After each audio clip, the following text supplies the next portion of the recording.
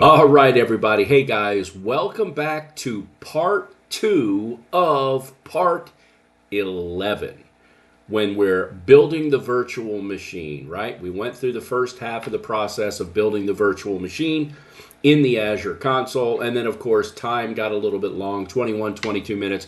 I decided to end that. And now here is part two of that build of the virtual machine. Guys, if you haven't seen the previous parts, please make sure you go back to the channel and watch those previous episodes, especially the previous episode to this one, which is part two.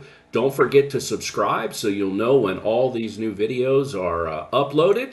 Please like my videos. I really want to share them and get them out there to the world, if you will. I always say this in my videos because I keep getting comments about this. I'm not putting advertising on my videos. I'm not doing this to make money. I have a career. I have a job. I train. I do this for a living. I'm doing this just to spread some free training resources to people because, frankly, I think training is becoming outrageously expensive and it doesn't need to be.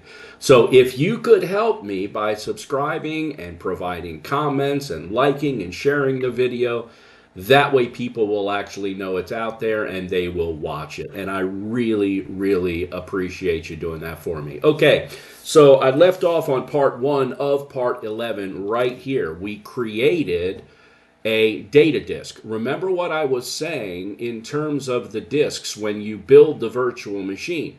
You automatically are going to get a C drive, if you will. That's your operating system disk. That's going to be a terabyte in size by default. You have the choice of, as it says right here, premium solid state, standard solid state, or a standard hard disk drive. And you'll want to make that decision according to the workload of this future machine, right? If you choose the premium solid state drive, like anything that's premium in life, you're going to pay more for it. But it's going to perform better for high IOPS workloads, sensitive workloads, etc. That would be the choice to make. And not to mention, guys, when you choose the premium solid state, Microsoft is going to give you a 99.9% service level agreement, which is important. That means they guarantee that disk is going to be up and running 99.9% of the time. Works out to about 10 or 12 hours a year of downtime. Now, you're going to build other redundancy and fault tolerance in there, but at least Microsoft does give you some benefit for choosing that. Or you can choose standard. So notice, if I choose standard, see what it says right here. It says the selected VM size, the selected VM size supports premium disks, even though I didn't choose it. We recommend premium solid state for high IOPS workloads. Virtual machines with premium SSD, there it is, 99.9% SLA. They give that to you. You pay more for it, you get a lot more performance out of it when compared to hard disk drives, of course, and they also give you an SLA. I'm just going to go ahead and leave it on standard, going to leave it the way it is. And then down below, remember, I created this OS disk, right? 1024. I could have, kept it any size I wanted. I'm just doing this fairly quickly, so I chose another terabyte for data. Also remember, and I mentioned this in part one of part 11, the previous part, I said that be careful with the D drive, right? You're going to get a C drive and a D drive, and then you'll have a disk that's 1 terabyte, and you can carve out your drive letters for your regular drives. But that D drive is a temporary drive, so you never want to save anything to that D drive. Otherwise, you're going to lose it. Nothing is persistent in that D drive. So best practice says put your data on a separate data disk. All right, next we're going to go into networking, the networking tab. Virtual networks. Well, guys, if you think about a traditional physical data center where you've got a couple servers, don't they need to communicate with one another physically? Don't you have a switch and some cables and you plug the network cards of those switches, or rather of those servers, into the switches? Now the switches can communicate. They're on the same network, 192.168.0.1, whatever it is, 0.2, right? 192.168.0.0/24, whatever you're using for your networks. Well, you got to do that here as well. There's no difference. So you can go through and build a virtual network from here, or you could just simply let Azure do all the work for you, meaning let Microsoft build all your virtual networks and things for you.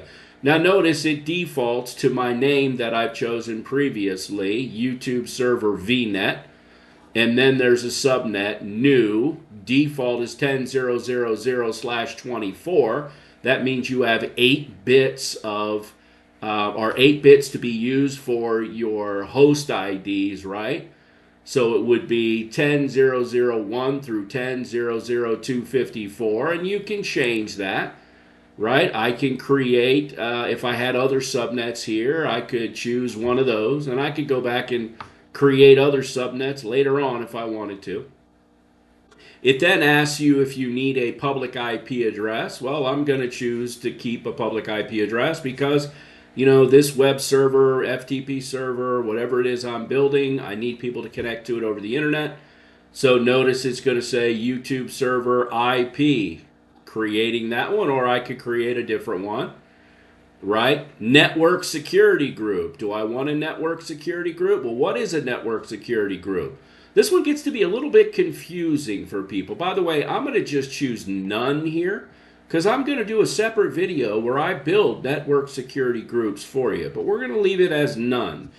But I'm not going to leave you hanging. What is a network security group? Well, what is a piece of hardware that manages security over the network? A couple things would probably, hopefully, come to mind.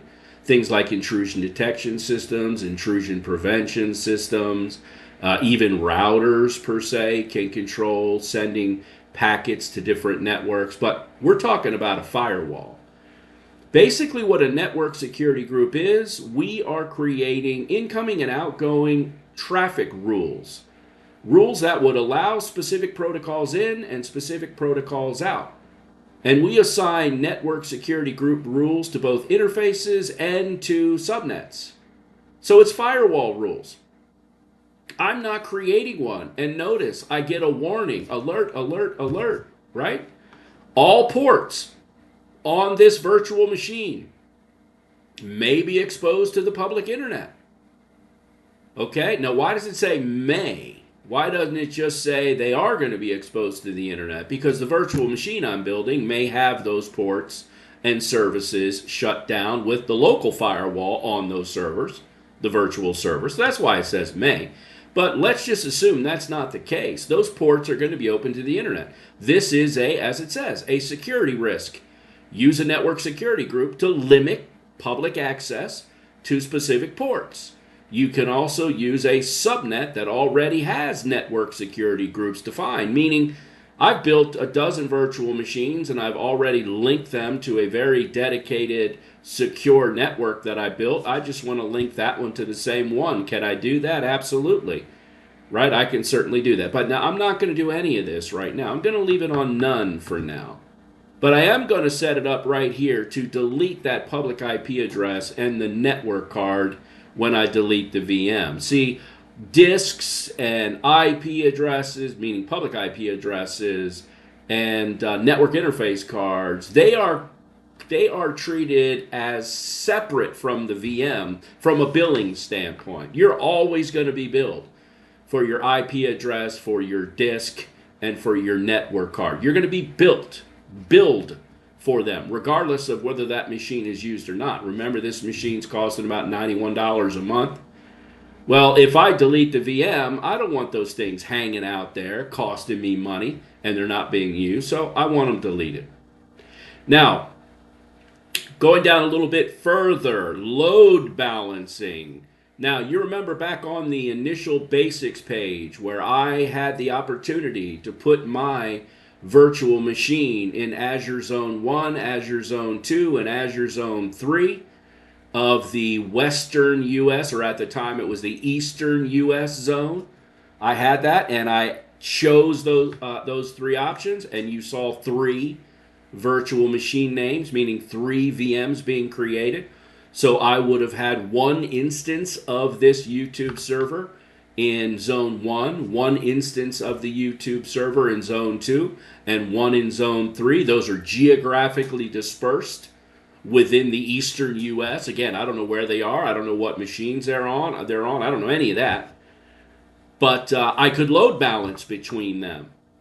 Right? Load balancing means if I have an intensive workload going to, let's say, a web infrastructure, I want the workload to be spread among the 3 machines instead of just one.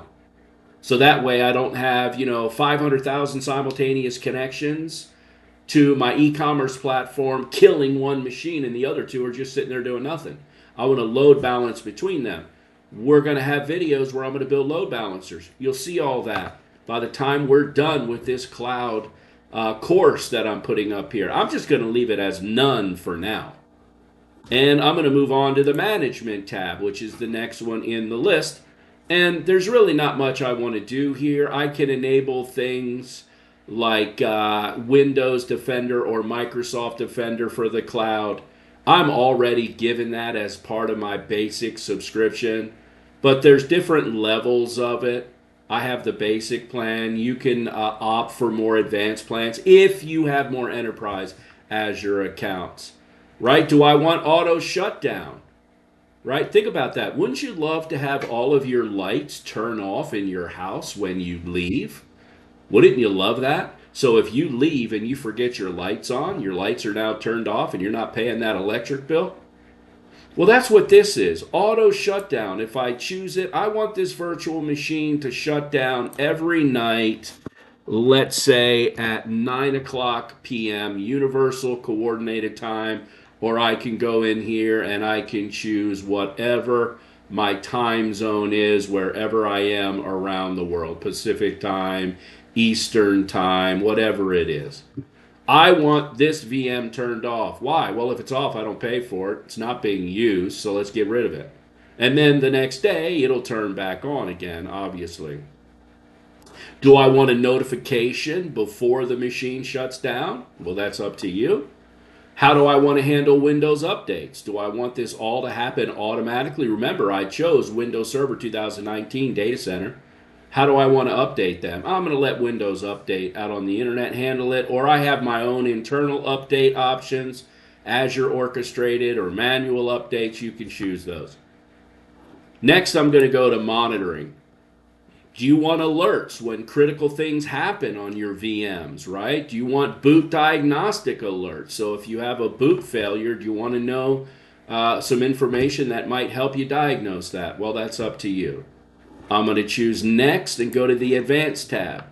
Do I want to add custom data or applications? Maybe I have an MSI package that I want to be installed on this VM as it's coming to life.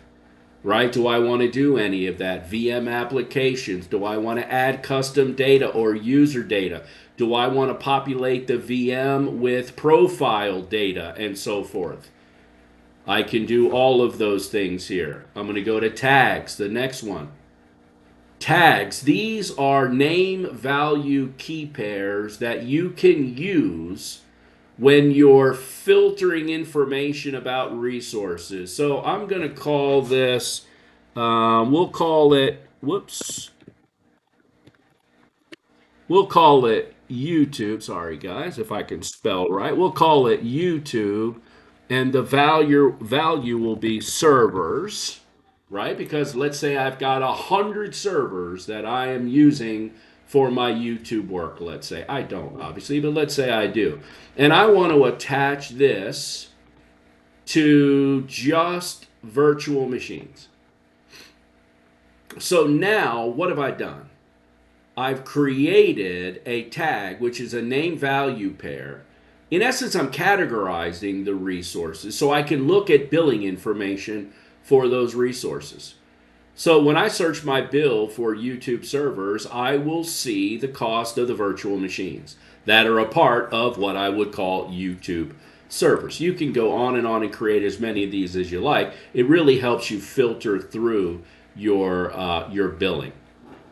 Now, the final step in this process is a validation, and if successful, that validation will allow you to create your VM. Okay? Just because I didn't error it out anymore doesn't mean it's guaranteed to work.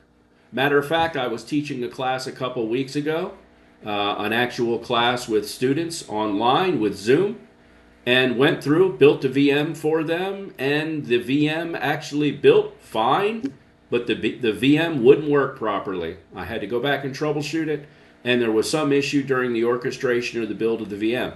My point is simply this: it's not a perfect science. It's not guaranteed to 100% run. But I'm going to choose next, review and create. Look at the top left. It is going and looking and validating, and boom, it says validation passed. Cost given below is an estimate and not the final price. Meaning, don't assume this thing's going to cost you 7 cents an hour. Okay, most likely it's going to cost you 7 cents an hour until you begin to use it. The more and more and more you use it. And then, guys, scroll down. These are all of the settings that I chose during the wizard. Now, if I want to go back and create this exact virtual machine again in the future, and I don't want to go through all this wizard stuff, I'm going to build 25 of these things over the course of the next month or so.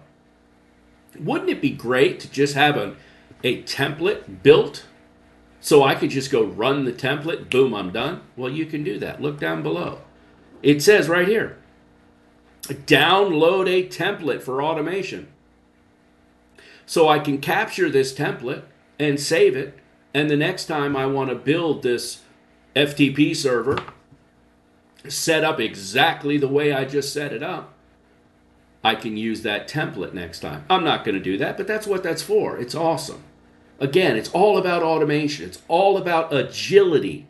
Go back and watch part 1 and part 2 where we talk about the characteristics of a cloud, the NIST-defined characteristics of a cloud. There were 5 of them. One of them was agility, being able to do things quickly, right? To be able to grow and scale. Well, I'm going to choose create. Bottom left, I'm going to choose create. And now my virtual machine is being created. If you remember in part 10 part 10, I showed you when I did my Azure console walkthrough. Remember up in the top blue bar, you had the bell, which is right here, the informational notification. And I said in that part, when you're building things, you can see exactly what's going on, your progress. And then in the left side right here, it says deployment is in progress.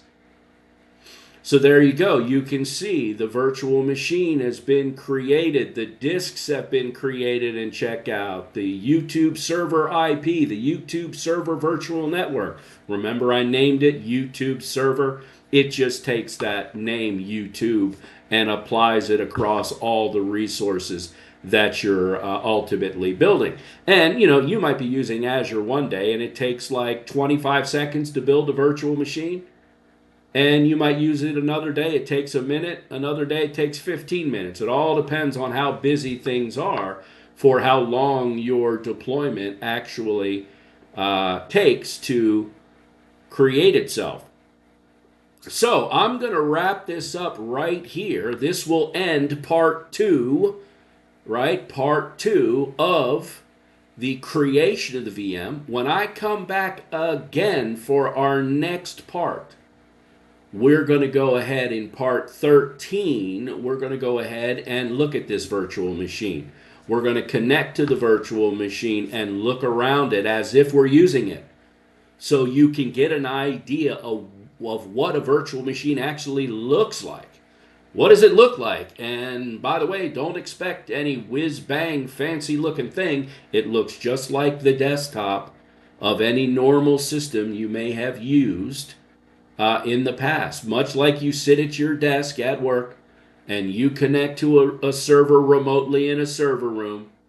That is the same experience, but we're going to walk through that. I'll show you how to connect. We'll take a look at all the aspects of the VM. We'll go and look at the actual resource, etc. And that will wrap up our demo of creating and also connecting to a Windows Server 2019 Data Center Edition virtual server. Hey guys, if you like this, please do me a favor and give it a thumbs up. Subscribe so you know when all the next parts of this puzzle come out. Give me some comments. If you have any questions regarding anything that I did, any of the steps, anything you need clarification on, that's why there's a comment section. I answer my comments when I see them. And I will see you back here for the third version, or not version, but the third piece of the puzzle here, actually connecting to the virtual machine that you just saw me create. We'll see you soon, guys.